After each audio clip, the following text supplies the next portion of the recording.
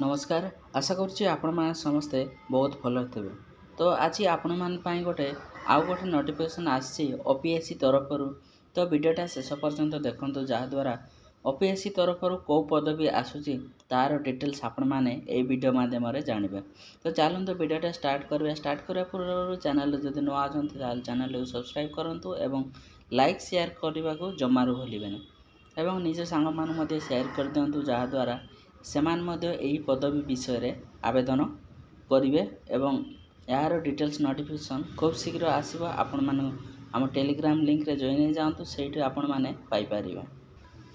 तो ये नोटिफिकेशनटा आपण मानकर 340 ओएस वैकेंसी आपण मानकर ओपीएससी तरफ आसीबो खूब शीघ्र। आपण मानकर ओडिशा पब्लिक सर्विस कमिशन आपण मानकु एई 340 ओएस पदवीर पूरण पाई आसीजिव।